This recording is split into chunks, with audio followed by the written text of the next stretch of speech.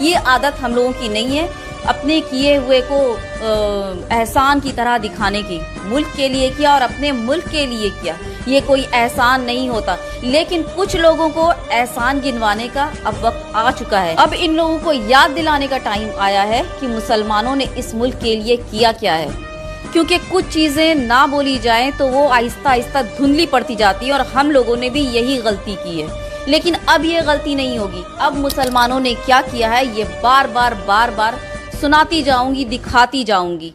तो ये जो अल्फाज इस्तेमाल करते हो ना कि हिंदुस्तान से निकल जाओ, तुम्हारे बाप की जागीर नहीं, कोई माई का लाल यहाँ से निकाल नहीं सकता, तुम्हारे बाप की जागीर नहीं। हिंदुस्तान हमारे बाप दादाओं का है और जितना हक तुम्हारा उतना हक हमारा।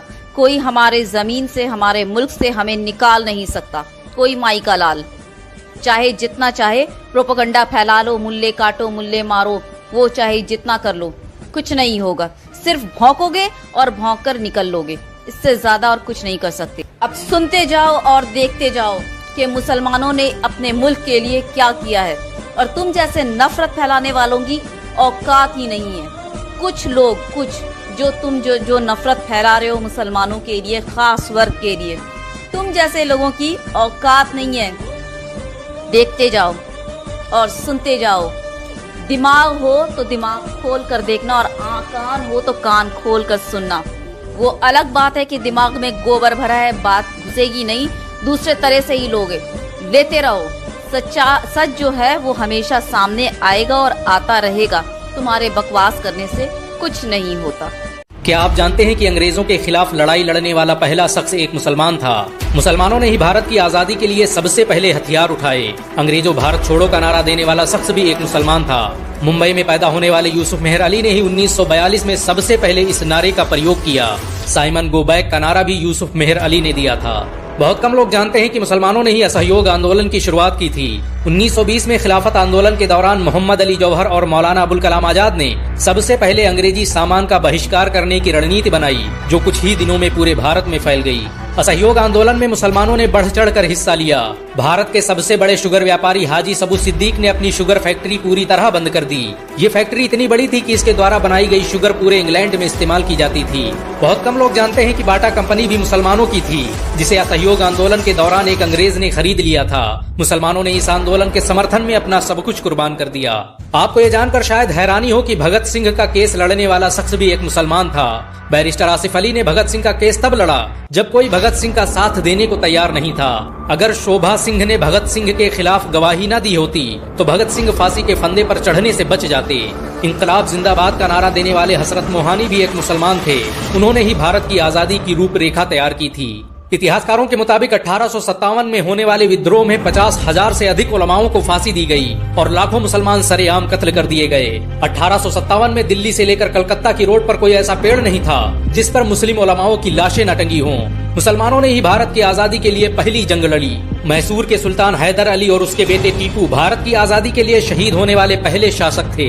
मशहूर क्रांतिकारी अशफाकुल्लाह खान सबसे कम उम्र में फांसी पाने वाले भारत के पहले व्यक्ति थे।